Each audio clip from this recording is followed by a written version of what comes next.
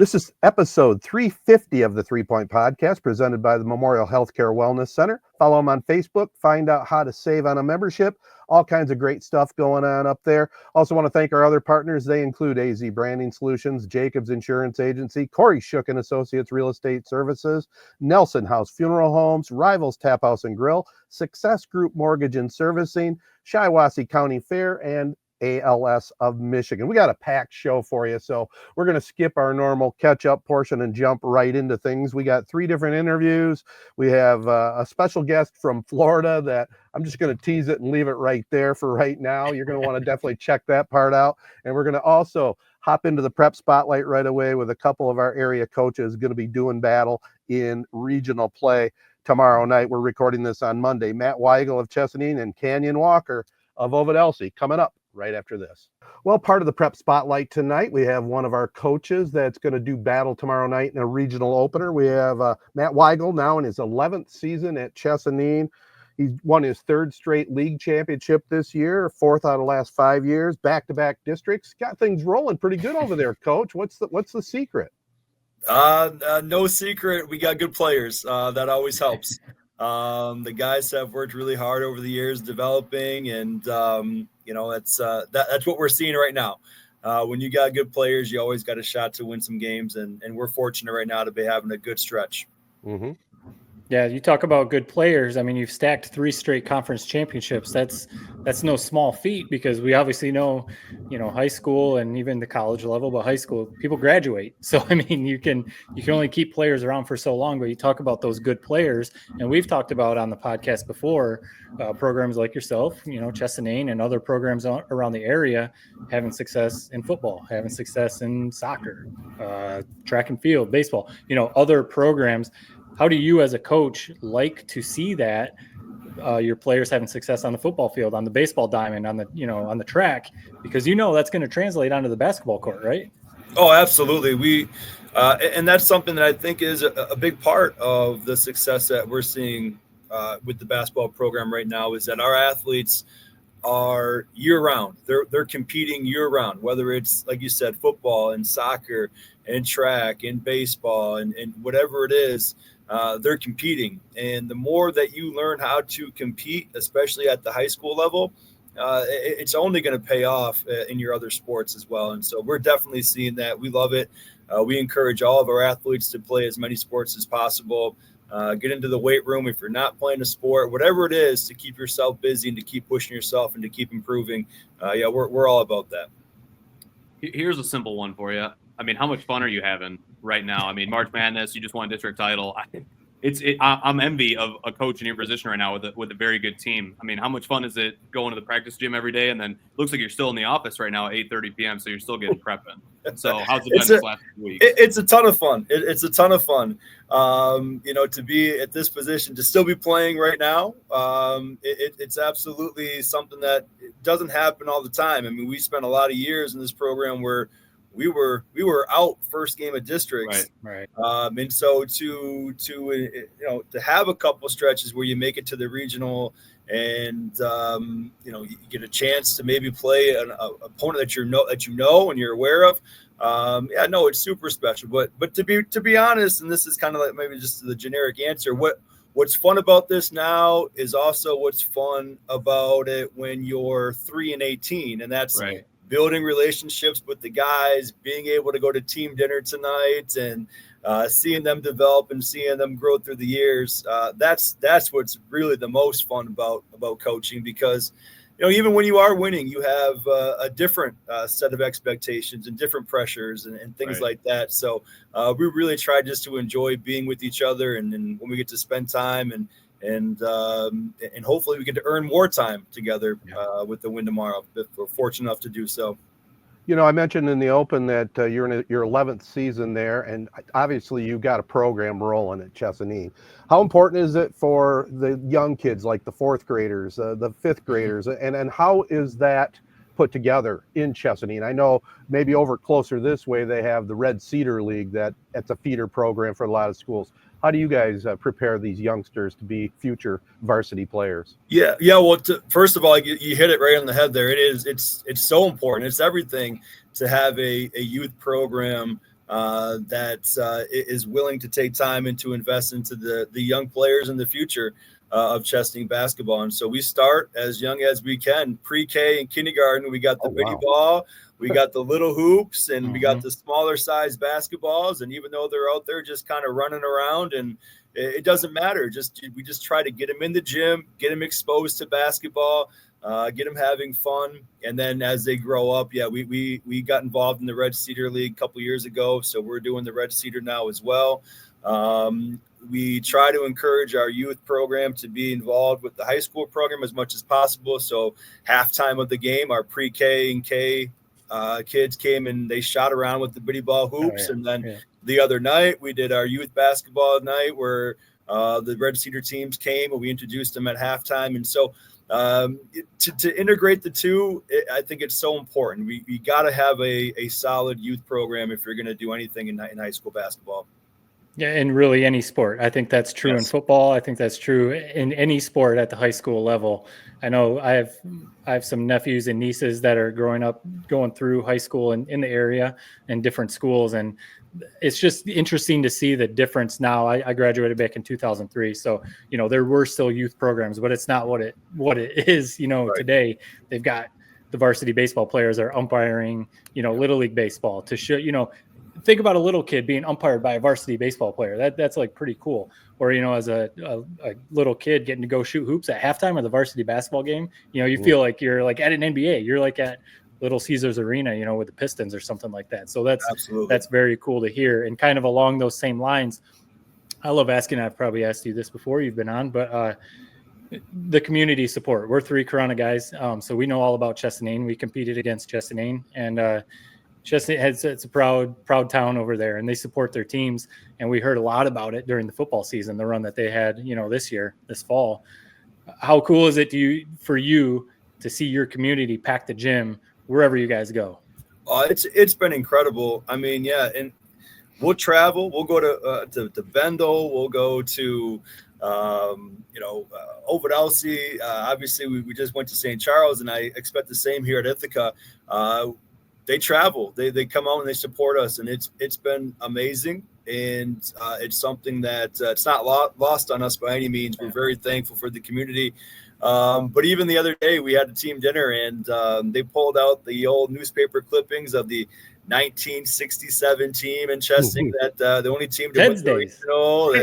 I mean, they're all. It's been super special these last few years to see the community come and support these guys, and this season as well. Absolutely. So who are some of these key contributors you have in your team? Obviously, I know about Braden Florian, which, I mean, from the highlights I've seen, he definitely fits the bill of a D2 football player. He literally looks like a muscle hamster, and he's got a good little game. So start with him. And then who are some of the other kind of key contributors you're going to count on tomorrow? Yeah, so Braden Florian, I mean, you hit it there. He looks like a linebacker playing basketball. It's crazy that he's going to go kick, but he's going to do a great job over at SVSU. He's really come on as of late. His offensive game has really given us a lift to give us that fourth scorer. We have legit 4 or 5 scorers on the floor at all times, which is a little bit different for us. And his offensive game has really blossomed this second half of the season. Max Volk played quarterback for us. He had a great football season. He's going over to Alma to play football. He's been running point for us all season. Really consistent player. Always going to give us, 11 points and 4 assists and 5 rebounds and a couple steals. So he's been just one of the cornerstones. Brady Sager came back from a broken collarbone. So at OE in the football season, he was having an all-state football season, broke his collarbone, missed our first 6 games. And since he's been back, we haven't lost. He's been a huge difference maker for us. He's like the Energizer Bunny. He just never stops. All effort all the time. Luke Barta, he's been probably the guy all season, giving us about 12, 13 points a game, 7 rebounds a game, 4 or 5 assists a game, 4 or 5 steals a game. He did a heck of a job guarding Chad Brown from Hemlock the other night. We watched him go off for 37 on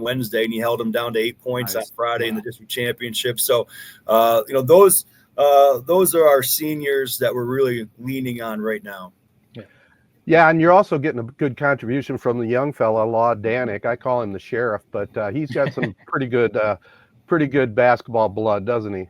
Absolutely, yeah. So Jason is my assistant. I mean, and he is a basketball mind if I've ever seen one. He's incredible, and so we're fortunate to have him. And then Law is right there, and he is finding his role on the team. It took a while there at the beginning. We have two sophomores up, Law Danik and Luke Scard, and both those guys, coming into this, figuring out how to play varsity basketball, figuring out what their role is. They figure that out now, and it's really making it easier for them to play and to contribute to the team. And so we're looking forward for the future for those guys, and we're hopeful that they'll have a good night tomorrow. Justin Lang, one of the area's top soccer players. He is long and athletic, and he's finding his way on this team as well. So very exciting. So without giving away your secrets, what is it's kind of interesting. You guys have played now twice. It seems like every year you guys play 2 or 3 times and you meet up in playoff time. Almost a little bit of a friendly rivalry almost between these two programs, two very good programs. So you help me out here. You guys lost the very first game, and then you came back and beat them later on in the year. So what's going to be the key for matchup number 3 tomorrow night? That was a bad question, by the way, but just go ahead and answer it like a pro. No, the key, and this is what I told the guys, and I don't know if this is what you're looking for, but I told the guys, I said, it's going to be simple. The team that plays the best tomorrow is the team that's going to win. At this point, when you're the region, every team is good. Every team deserves to be here. The team that plays the best tomorrow is the team that's going to win. And that comes down to everything. I mean, you're going to have to be locked in defensively. You're going to have to make some shots, right? All those things are going to matter. And it's who can make the most positive plays tomorrow.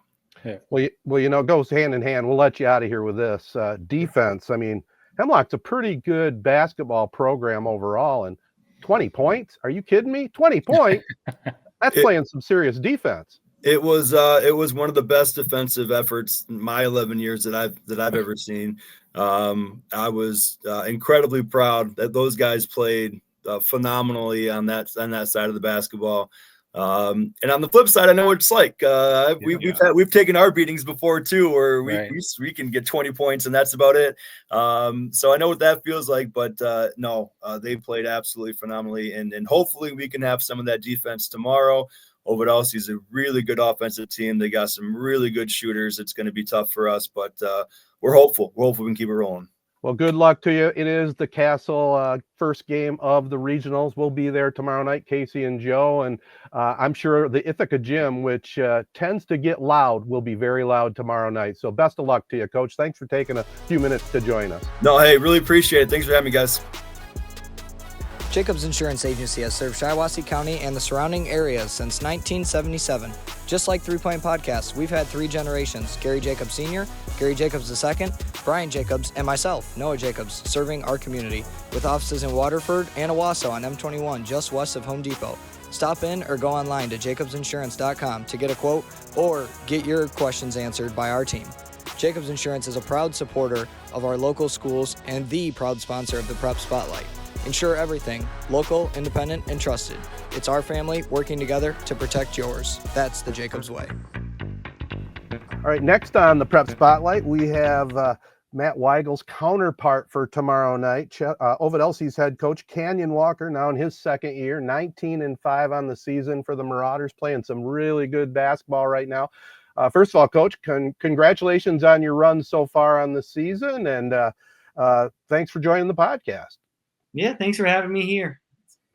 Not a problem at all. Now, I know we've talked so many times on this podcast. This has definitely become Jared's favorite athlete in Mid-Michigan, Trice Tokar. Let's start with Trice Tokar. What does he mean to the Ovid-Elsie basketball team?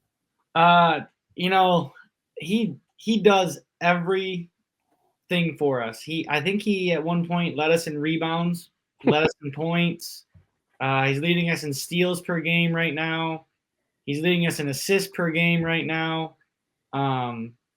He does it all. how Trice Tokar goes is basically how we go. I have a lot of very young players on my varsity team who look up to him. Yeah. So just like Travis Milner, I always say Travis is Trice's shadow. Whatever he does in practice, Travis does in practice. Usually how Trice goes in the games, Travis will kind of follow along there. So he's his little shadow for sure. He means a lot to our team for sure. That's a pretty good guard combo right there, starting right there. Yeah, they both had good games in that district championship, I know. Yeah, when Trice got in that foul trouble in the third quarter, Travis kind of put the team on his back there in the third quarter to keep us in that game. Had a couple really tough pull-up jumpers that I was talking to him about it. He said, I think that's my first ever pull-up jumper I've made in a game. And I was like, that's pretty big. That's good. Yeah. So you're originally from Lanesburg. We were just talking pre-show. You graduated in 2016. So you're a young guy. I mean, I'm guessing you're 26, 27. Yep. Second year coaching. I mean, has it been everything you've expected? I mean, 19-5 in your second year district championship. I mean, pretty good start, wouldn't you say? Yeah. Young coach. I feel like I connect with the guys very well. I always still kind of feel a little old. I always say, when I was in high school, we did this way. Right. I connect with the guys very well.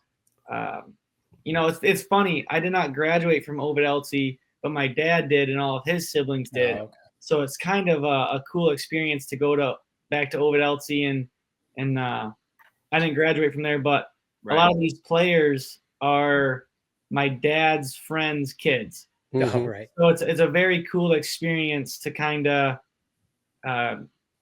get back into that community there. Yeah. Can you kind of explain your coaching journey? Where were you at? Were you at Lanesburg assistant before this, or is this your first coaching experience? Is at Ovid-Elsie as a varsity coach? What's your backstory? So my second year of college, I stopped playing basketball because I got too many concussions. So I actually did a fourth grade Red Cedar team in Lanesburg, and that's how I started coaching. And then I went over to Williamston to coach under Tom Lewis. Yep. So I was the freshman head coach in Williamston when we won the state championship over there.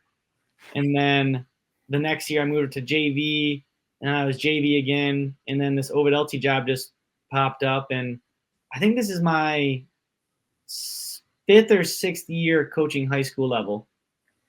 Gotcha. It's not bad. Like Jared said, I mean, 5th year overall, but second year as a head coach, and you're already winning district championships and thinking about a run to Breslin. I mean, that's not a bad start to the career there. And it is really cool. I knew Jared had mentioned that you graduated from Lanesburg, but I didn't know the Ovid-Elsie connection.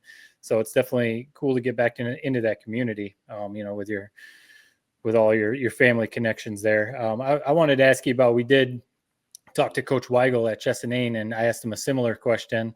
Ovid-Elsie is having a lot of success in other sports, like Trice Tokar on the football field and track, and there's other sports where they're having success. How do you like to see that as a coach? I mean, you can even think about it, your playing days weren't that long ago. Seeing your players have success in other sports and knowing that, they're building their skills and they're keeping their stamina up, and, they're keeping their strength up and all that kind of stuff for your basketball season. How do you like to see that as a coach? Yeah, I'm a firm believer in success breeds success. So our culture in Ovid-Elsie, obviously we're a big football culture, but I don't mind that because my guys hit the weight room. They're on the field. They're physical. If you guys, I'm sure you watch us play, we're a very physical team. We got a lot of strong young men there.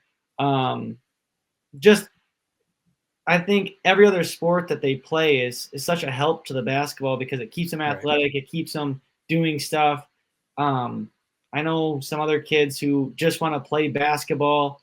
It hurts their knees a lot, and they don't get to experience all the team bonding with their friends. Right. I think one of our main things this year is our team is very, very close.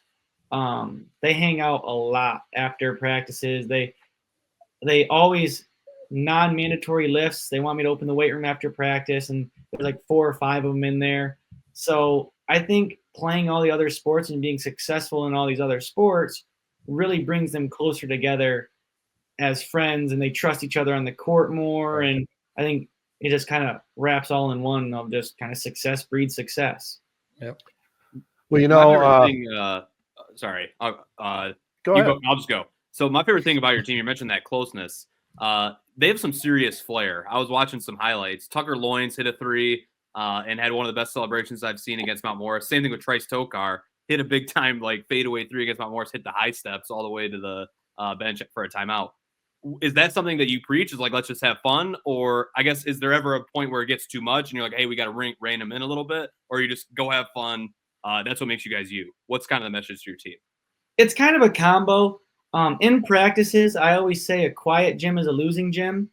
And so I want them talking. I want them to talk more positively in practice. I want them to show emotion.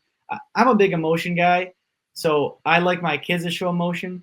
There is definitely a line that we teeter that line a lot. In celebrating with each other, I don't think is a bad thing at all. So Tucker doing his little thing or Trice high stepping down the court.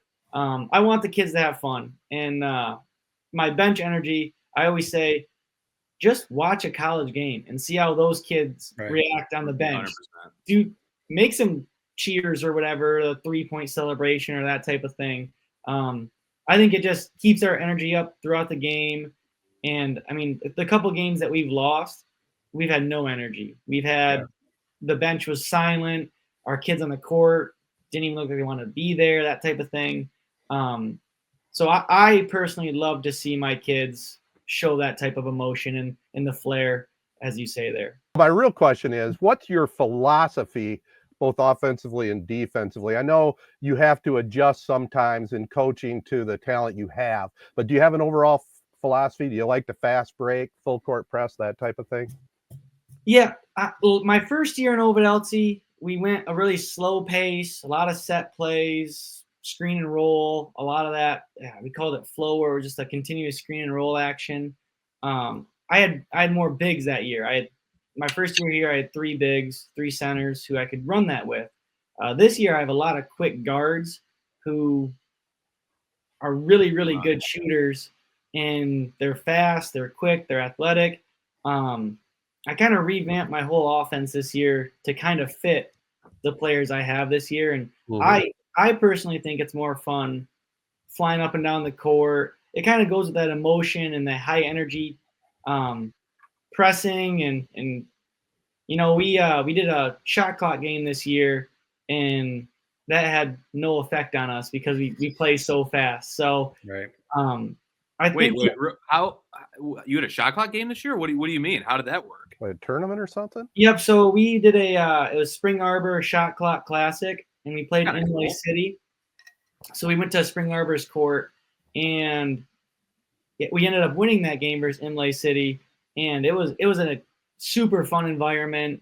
They killed the lights and had like the spotlights around and whatnot. That's kind of where we stole it from in our gym. Kill the lights. We have the little lights we put up there. But I knew we were going into the shot clock game, and you know, it didn't really bother me at all because we play at such a high pace, high clip. I tell my guys, if we get a good open 3, take it. Yeah. So I think it's just more fun for the kids too. Oh yeah. If you can be playing in a run and gun offense, that's what everyone wants to play in. No one wants to back them down, old school 1980s, whatever 90s. You know, you want to see people running up and down the court. We'll get you out of here with this one, unless the other guys have one more. Obviously tomorrow night, we're recording Monday night, the regional game against Chesaning. What do you guys have to do to get the win? We know you guys split during the regular season. So do you have a new game plan? Or are you kind of sticking to what got you here? Or what do you guys have to do to get the win tomorrow night? So the first game we played them, they did their 1-3-1, and we kind of torched that with our shooting. The second time we played them, they had a very good game plan versus us. Really tough man defense.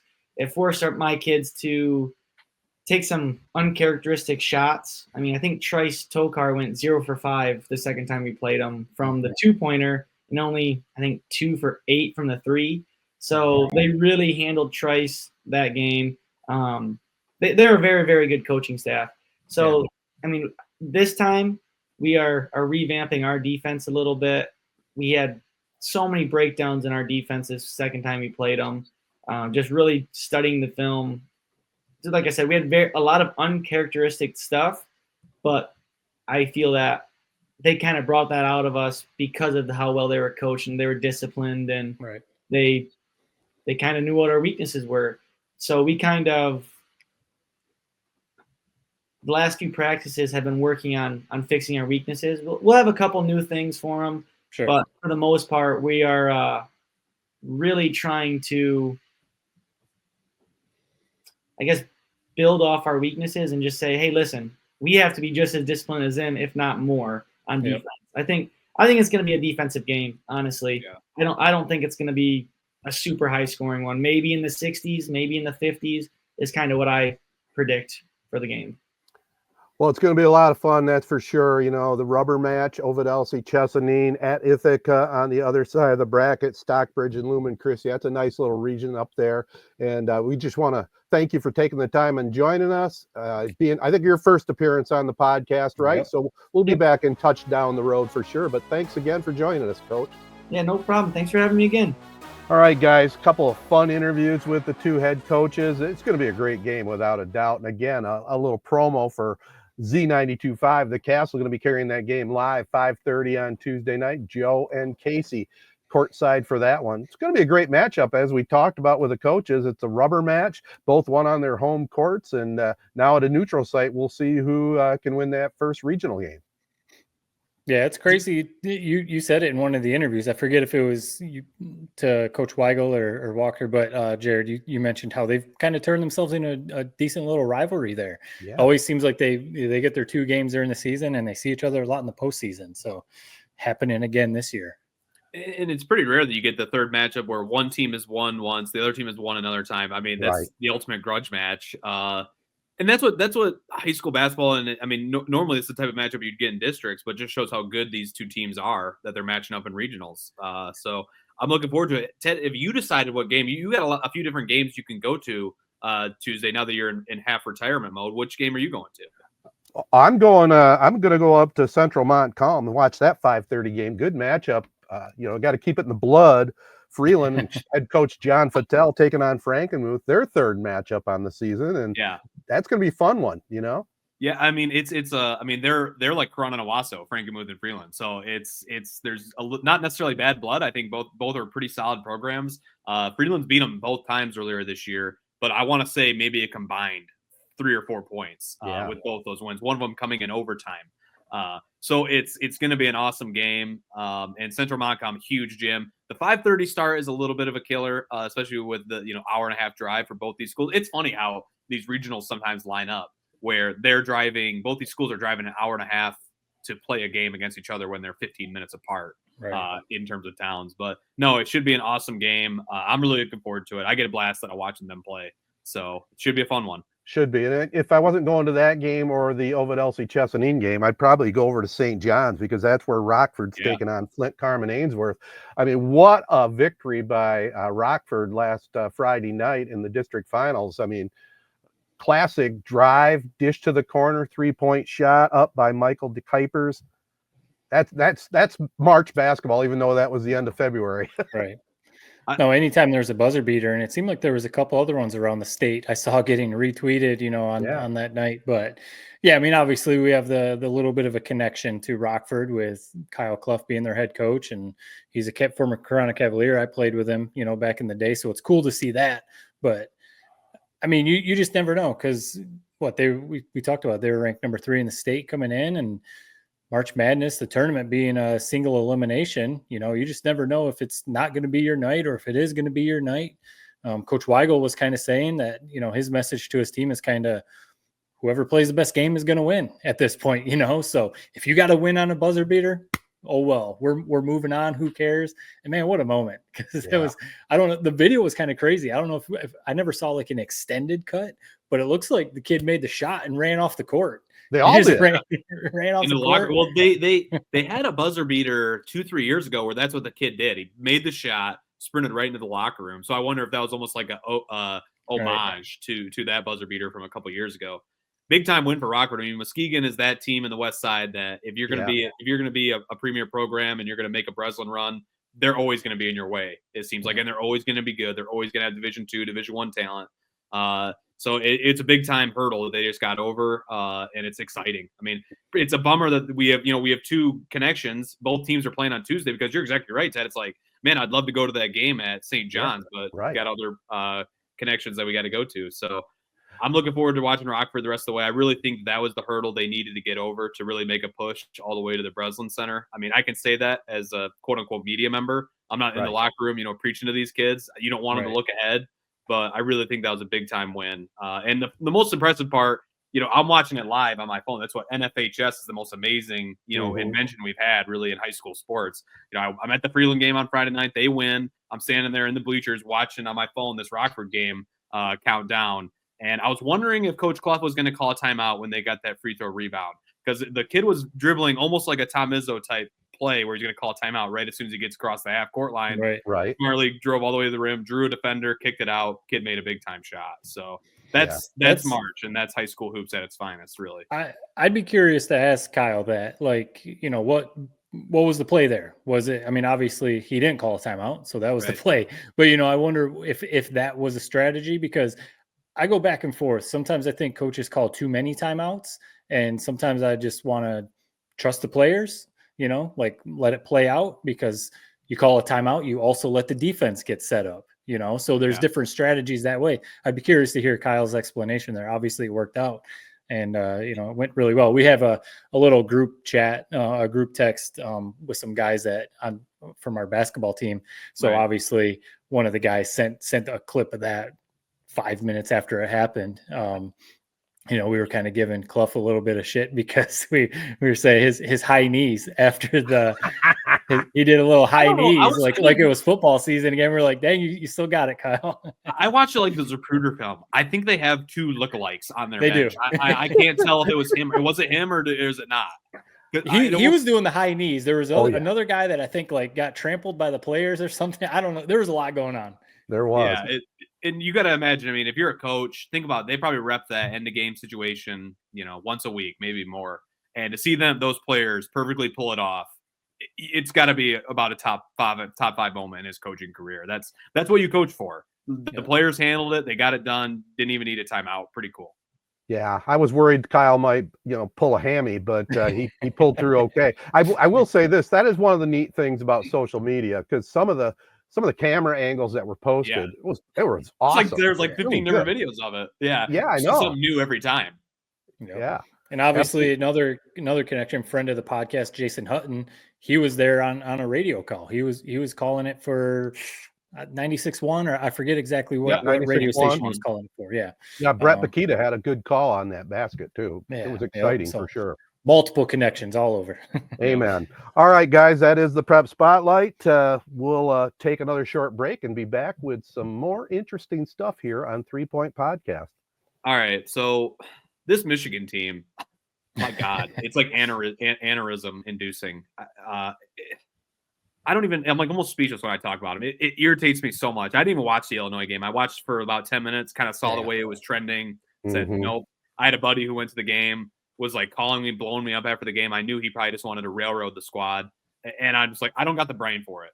This team is just too frustrating. We've seen them play so well. We've seen them play so poorly. They play down to every team they play, it seems like. Yeah.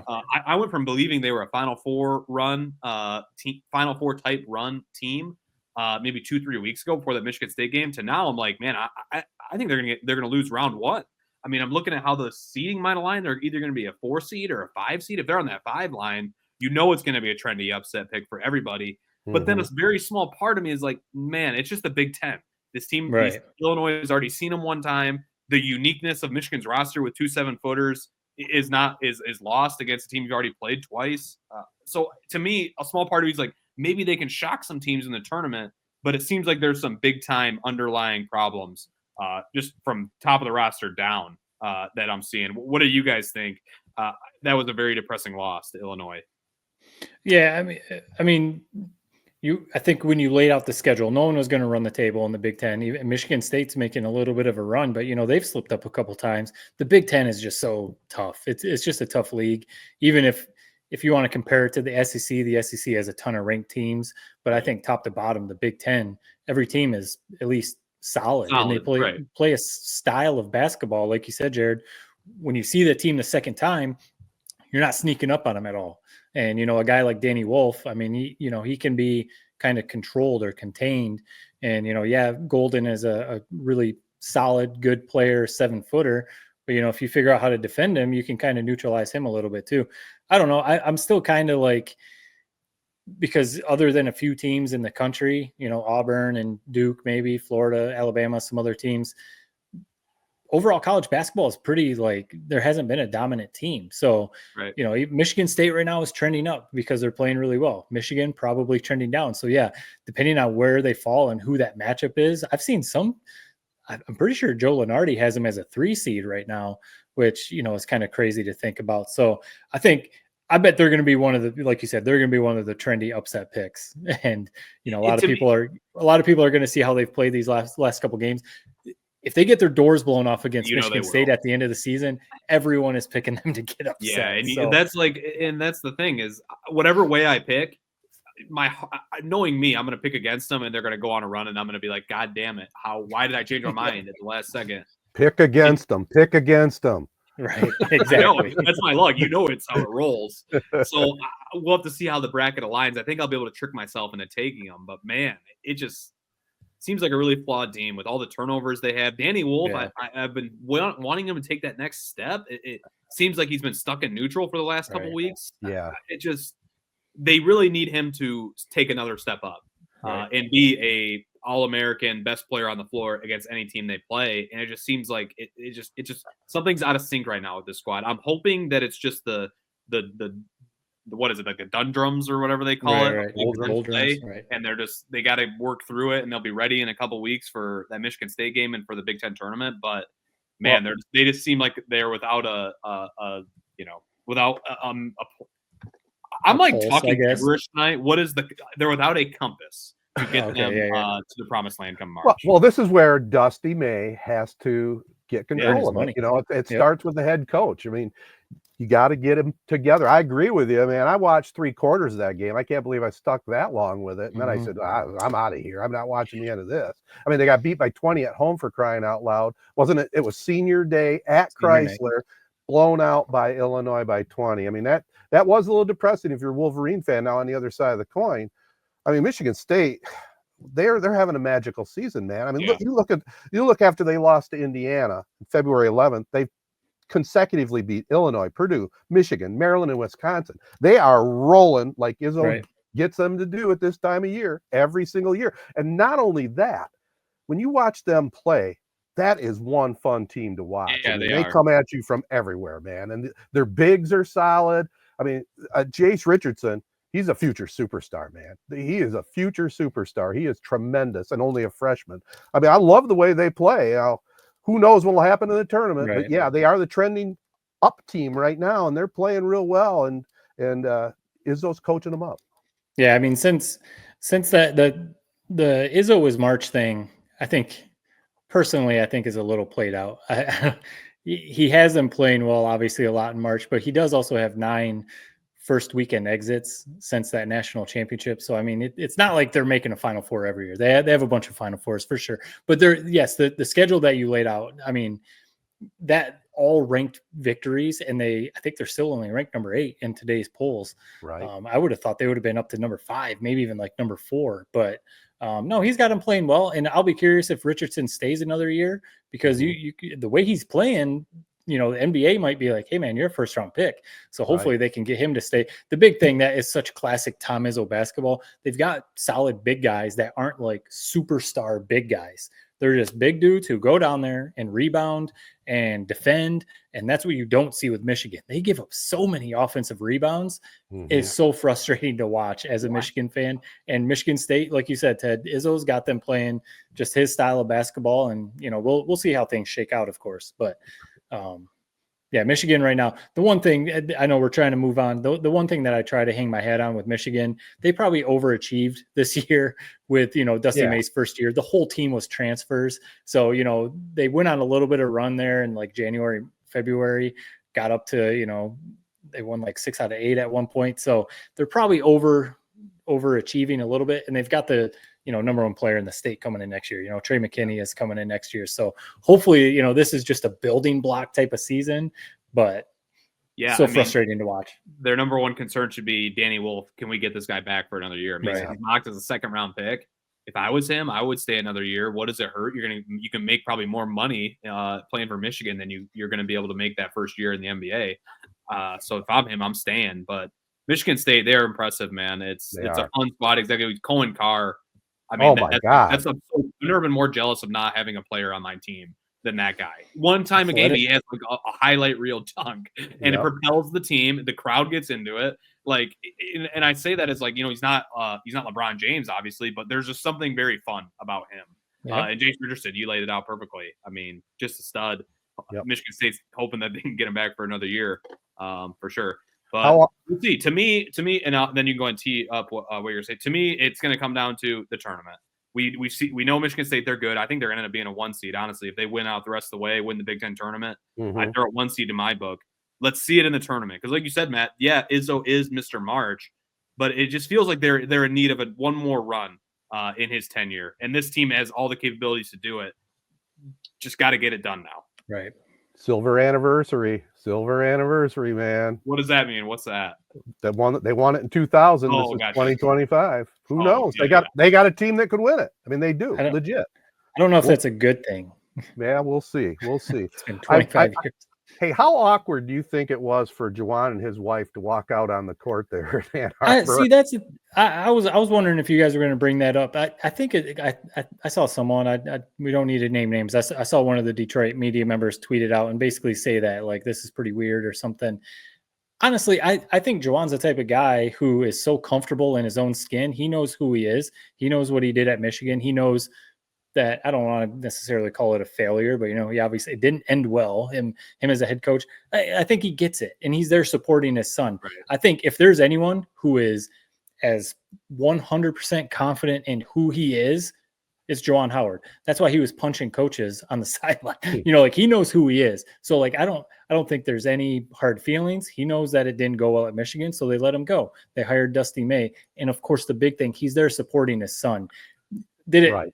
Initially look a little like, oh, that's the guy that they hired because they fired you. Sure. But I think Juwan he's as comfortable in who he is. I don't think he cared one bit. Here's my take on that. I agree with you. I agree with what you're saying about Juwan. I think his wife, her body language, I think it was a little awkward for her, even though she was there to support her son. You don't think he was pissed Juwan got canned? I didn't watch the video, so I don't know. I didn't watch it live. I'm kind of tending more. Maybe it is. I guess you can't lie with your body language. That's the truest thing ever. But to me, the fact that the son stayed after Juwan left, the fact that Juwan hasn't been talking to the Detroit Free Press saying, "Why the hell was I fired?" It just seems like he kind of was fired, moved on. Kid stuck it out, stayed at Michigan. I thought it was a weird moment, but not like if I don't know if he was. I pray to God he wasn't. He wasn't booed, was he? I don't think so. That would be freaking pure evil. If it was okay. So, it's like. Right. I mean, we did have some positive moments. Obviously it ended pretty sour, but he doesn't seem, if he is jaded about how things ended, then he's a lunatic. I don't think he is. I think he understands what went wrong. Well, that's what I was going to say. I feel like he's the type of person that knows that it didn't end well in part because maybe he wasn't cut out for it. I don't think he thinks he was like wronged by Michigan or anything like that. He's also back in the NBA coaching for the Nets. So it's not like he's unemployed or whatever. Right. Yeah, it was just conveniently back in Michigan for both. They lost to the Pistons the other night. Now, speaking of that, let's move it over to the Pistons. I have them on TV right now. It's Monday night. I mean, we've talked about it before. They won 8 out of 9, including that win over the Nets, 115-94. I mean, they are a fun team to watch, and I don't know if I'd want to match up with them in the playoffs. No, I mean, right now the Celtics are kind of slipping a little bit. The one team in the East is the Cavs. The Cavs they look really, really good. The Knicks have lost, quite a few games. The Bucks are inconsistent. So I honestly, I mean, the Celtics are still the defending champs, and the Celtics are super deep. Yeah, I think if any of those top teams see that when it comes time, they get matched up with the Pistons, I don't think that they're going to be necessarily like scared. They're the top teams in the East for a reason, but with the way the Pistons are playing, young, probably dumb enough to think that they can upset the Cavs or the Celtics. Bickerstaff is a good coach, and they've got the superstar in Cade. I don't think any of those top teams will think that the Pistons are going to be just an easy out. Yeah. Well, the only team I don't want to see is the goddamn Bucks. Not only because like they'll beat us, or they're just boring. They're just boring. Right. If we play the Bucks in the first round, I might not watch. Pray to God, it's the Knicks. Because one, Cade owns MSG. I think they're 2-0 this year, and he's had like 30 balls each time they played there. Or the Pacers, because those two teams, bad boy style, truly hate each other. So either one of those two teams would be fun for a matchup. But to me, I kind of like what I said for Michigan State. We've seen you guys are good. Now let's see it in the playoffs. Let's see it on the biggest stage. Right. Like to me, they've kind of locked in their playoff spot. They're going to be a playoff team. Yep. Just get your popcorn ready and let's go win a playoff series. They could do it, especially against one of those two teams I just mentioned. I'm with you there. A team that might be in the playoffs, might not, had a bad couple of games. The Red Wings, they lose to Columbus 2 in a row, including in front of 100,000 fans at Ohio Stadium. Right. They got a few things they got to clean up right now, but they gave up their top wild card spot. They're number 2 in the wild card.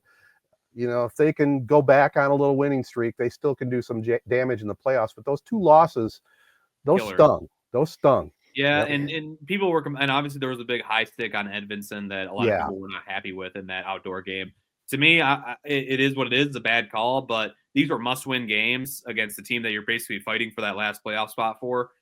You need the better team's going to win that game. I don't care. I know the bad call doesn't help, but you had 2 chances to beat this team once, or even just get a damn point, and they couldn't get a game to overtime. So to me, it just was a very disappointing couple games. Obviously a very cool event. 21 Pilots, who I love, had a surprise show. They're from Columbus, so that was a nice little surprise when I was watching the game. But yeah, to me, it just is concerning for where this team is heading. If you're a playoff team, if you're this new team that we've been watching since McClellan is the head coach, you win one of those games. Right. I don't care if the refs screw you or not. You got to win one of those games. Yeah, dropping both of those, especially because Columbus is the team in the wild card with them, is not a good look. So hopefully it's maybe an eye opener. Maybe they were starting to feel themselves a little bit because they were basically one of the best teams in the NHL since McClellan took over. So, I mean, they can still do it, but we saw what happened last season. They got into position and then they fell off. So hopefully this doesn't happen and they can build on what they did. All right, we're getting close to the end, boys. Let's just we don't need an official entertainment tonight, but we should talk about the Oscars just a little bit. I don't know if you guys watched it, the 97th Academy Awards. I thought Conan O'Brien did a really good job as the host. Yeah, I didn't expect anything different. I mean, he's one of the funniest guys out there, man. And I just, thought, sorry, but just no politics, right? Just like good fun. Like, I don't know. We don't need to go down politics rabbit hole.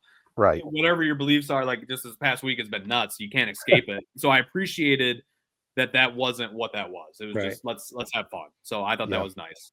Because a lot of times Ted, you definitely know, you watch that much more closely than I do, probably Jared too. A lot of times that's where those people, whatever, man, that's their platform. That's their time to basically be, everyone in the world is watching them. So, get up on that stage and make a little bit of a statement. But it didn't happen last night. So it really didn't. There might have been there was a couple of actors that made a statement or two, but it wasn't too bad. And it's just like us. We don't go off on political tangents here because why? What really, what good will it do us? We're here for sports, entertainment, and, politics are going to be what they are, and everybody has their own beliefs, and we'll just see what happens, right? That's about what it boils down to. I did enjoy Kieran Culkin, though. I told you guys, I think, last week that I thought he had an Academy Award performance, and he won the Oscar. And his shout out to his wife that he wants a couple more kids, and he's holding her to it. That was pretty funny. It was an interesting speech. I didn't know where, like, he had to nail that ending because I was like, "What is going on? This is going on. I don't know what the punchline is," and he nailed it. So, and it was like the first speech of the night, so kind of jolted everything. Right. I did get a chance to see 4 of the movies. Last Friday night we watched Amelia Perez. That was on Netflix, and I'll just say it's quite a movie. I mean, it gets you scratching your head a little bit. It's kind of a musical, but not, and it's had a social message to it, if you will. I don't want to get into all the details, but after it was all said and done, I can see why it was nominated for Academy Award. It was definitely a thought-provoking movie for sure. As somebody described it to me, it's a one-of-a-kind movie. It's definitely not a copycat of anything because, like you said, it's like half a musical. It's like about transgender type stuff. I don't know exactly what's going on with it, but I haven't seen that one, to be honest. I probably won't watch that one. Just maybe not quite up my alley. Just a musical, I'm automatically turned off when anything has musical written in it. Honora was the one that was kind of cleaning it up, though. Did you have a chance to watch that one? Yeah, 5 Academy Awards. 25-year-old actress wins the Best Actress. I mean, I thought that kind of came out of nowhere, and it was a $6 million independent film too. So as soon as it's free, I'm going to check it out. That's where I'm at. I mean, that's where I saw Amelia Perez. That was on Netflix, which surprised me, but I'd give it a chance. So with all the awards, I'm like, I got to watch this. I don't know, like this. I actually was tuned into the Oscars for the first time in a long time. So I started it right before this podcast. I'm about an hour in. It's a wild ride so far. I mean, basically it's about, I'll just give a little teaser. It's about like this stripper who basically this Russian like heir to like this billion dollar fortune. They get married so that he can stay in America. And let's just say the family is not very approving of it. And it just goes down from there. That's about as far as I've got. So we'll see. I don't know. But the Oscars are cool. I appreciate them. Was it kind of like, what was the one last year that was really crazy? Pretty Little Things or no? Oh yeah, Poor Things. Poor Things. Yeah, that was we kind of had those kind of reviews. Like, right. I mean, it was up for all these awards, and it was like we all watched it, and it's like that was something.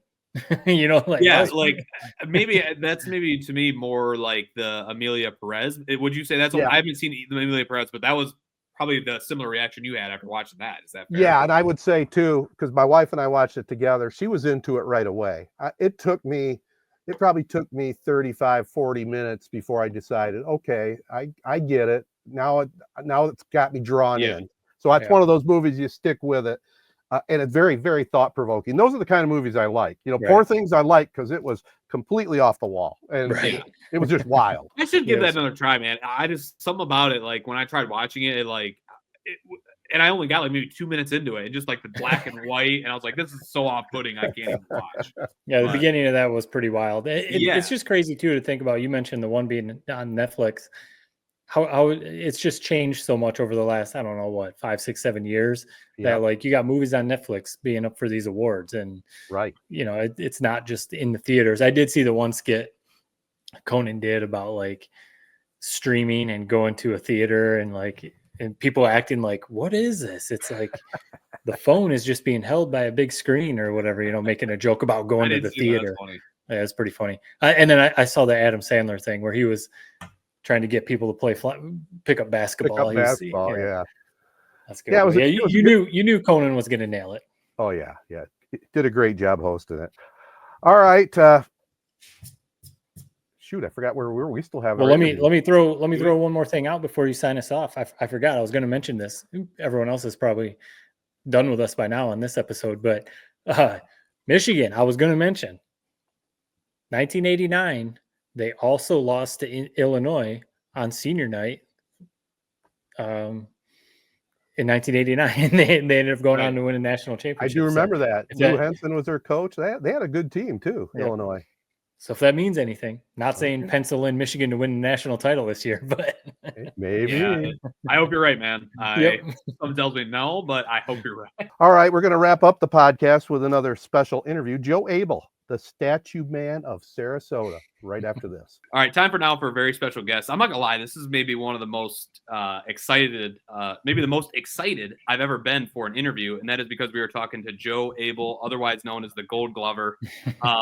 For those who don't know, look this guy up. You can find him on social media. You can find him on YouTube, internet, wherever. Basically, you call yourself a Gold Glover because you paint yourself gold like you're an old-timey baseball statue. And you personally scared me at a spring training game, at a Tiger spring training game last March, where me and my brother went to pose to take a picture of what we thought was a Ty Cobb statue, and ended up coming up to life and scaring the bejesus out of me. So I guess I didn't want to start here. So it's such an interesting line of work and such an interesting life you live. How the heck did you get into this? Oddly enough, it was a Halloween costume. Okay. I used to go downtown Sarasota, and they used to have a block party every Halloween. Right. And I had the same costume year after year after year, and I wanted something different. And I remembered seeing the human statue done in Mexico about 15 to 20 years ago. And I said, I can do something like that. Yeah. So I put together just a generic costume and went downtown, and I'm standing still and I'm scaring people as they're walking by. And they're coming back asking, where do we put the tips? Yeah. And I'm thinking to myself, tips? It's Halloween. I'm just out here having fun. Right. And I passed up about $50 worth of tips, and I found a beer cup. I set it on my stand, and I walked away with over $100. Wow. And I said, I'm on to something, but it's Halloween. It could be different if it's not Halloween. So I tried it on New Year's. I came up with a different costume, and boy, did I clean up on New Year's. And then I started doing festivals downtown, and it just snowballed from there. It's a money making. And that's a good point. I know you have, is it like 10 different costumes you do? So what are some of the Correct. other ones that are some of your favorites outside of the Gold Glover? I do a silver fisherman. I do a gold guitar player. I do a silver Superman / Clark Kent statue, which the only color in that statue is the shirt, the blue shirt with the red and the yellow S on it. Yeah. Everything else is all silver. I do a silver chef. Okay. I do a construction worker, silver construction worker. Nice. So I have about 10 different outfits. Well, I like baseball. Baseball is definitely my most profitable one. Yeah. I like some of your nicknames like Happy Stillmore and Goldie Howe. I mean, those are classic. But I do have I have a technical question. I'm the older guy here in the podcast. I remember when back in the day, the Wizard of Oz was trying to cast the Tin Man. I know what you're going to ask. Yeah. I know what you're going to ask. Yeah, the Buddy makeup. Epson he almost died from the whatever it was they put on him. What do you use to get that effect? Well, first, I think technology has come a long way in the last 100 years. So I'm using a non-toxic makeup. It doesn't hurt me. It doesn't hurt me one little bit. It's safe, and I spend more time in makeup than Little Richard, Boy George, and Tammy Faye Baker all put together. That's funny. I remember I went out to San Francisco. I went out west when I was in 8th grade, and it was one of those. We went and did all the sightseeing stuff all over the country, driving out there. But as an 8th grader, one of my most vivid memories of that whole trip, there's a few, but one of them is in San Francisco. There were a few of the people doing what you do, different characters, I guess, like around the city. And we came up upon, I had never seen anything like that. And my reaction probably was like Jared's when he saw you. So it's really cool. I didn't know that this was that was however long ago. So this has been around, I guess, since the Tin Man and Wizard of Oz. People have been doing this. Where is your bread buttered, though? You said baseball. Is that your favorite thing to do, or do you like the New Year's? Do you like going out on Halloween, or what's your favorite to do?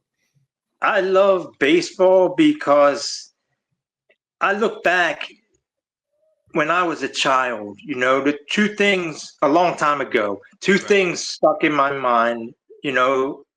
we're talking 50 years ago when I used to go to games with my mom and my dad.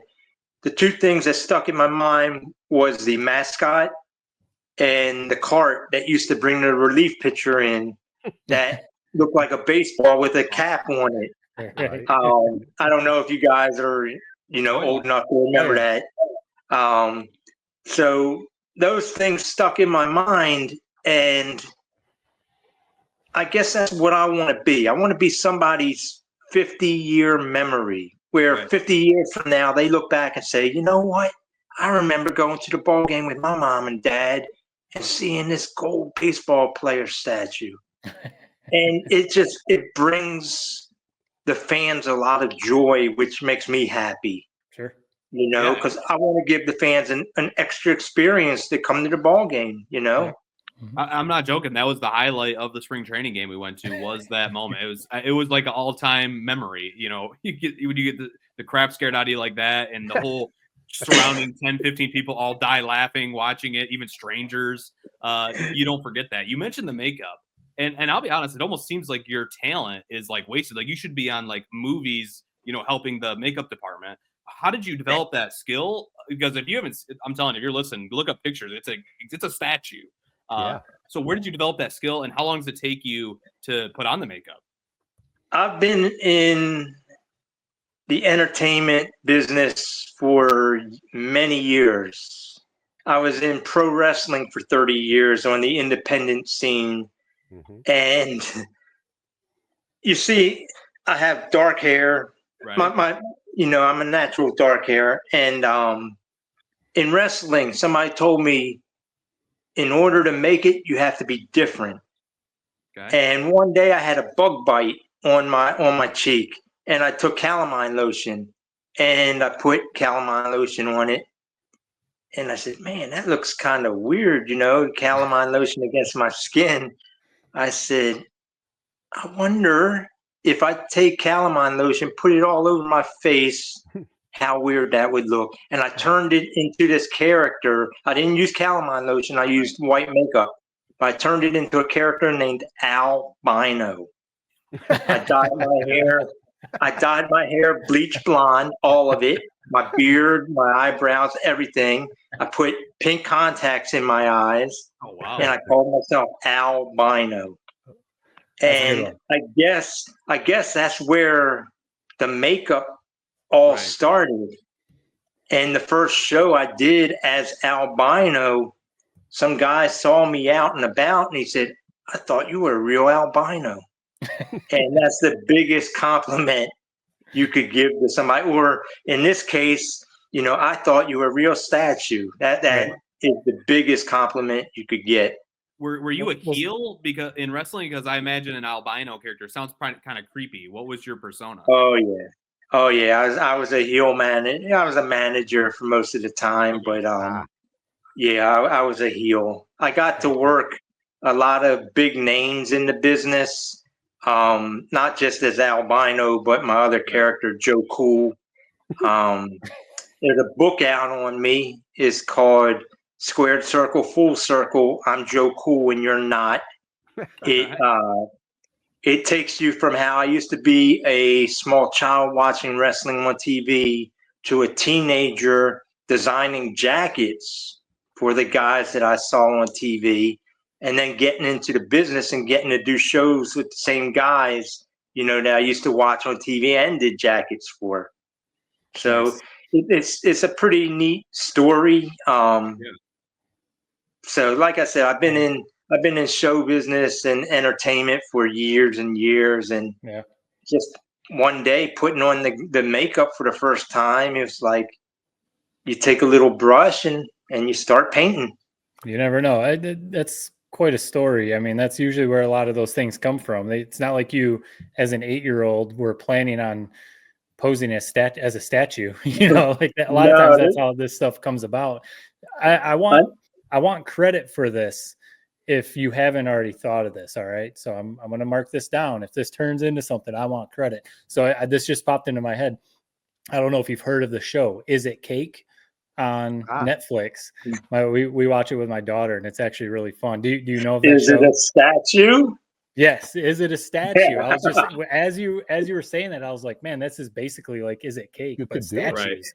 You could do this. I just, on Is It Cake, they cut into it with a knife. You'd have to figure out something else than that, obviously. But that would be a whole show right there. Is it a statue? It's funny because I have people that test me. If I'm out on the street, they'll get into a staring contest with me, or they'll come up and I've had people hit me. I've had people kick me.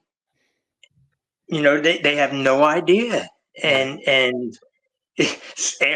after they go to hit me and I move, they're the ones that get scared. Right. I got a couple quick questions here. The accent is definitely not Southern Florida, so I appreciate a good Baltimore accent. So you grew up in Baltimore, right? Correct. And that's where you got your start, I understand. Your mom sent you out streaking or something. What was the story behind that? Oh, that was in the book. Yeah. My mom and dad were past presidents of the rec council where we used to live. And my mom was running this craft festival one year, and I was 5 years old, I think. And I was bored, and I was like, Mom, I'm bored. And what came out of her mouth wasn't something I would expect her to say. She said, then go streaking. Okay, I'll be a good little boy and obey my mom's wishes, and went into the bathroom. Off came the shirt down to my tighty whities, and I ran around that craft festival. Well, listen, I got one follow-up question. My final question, I guess.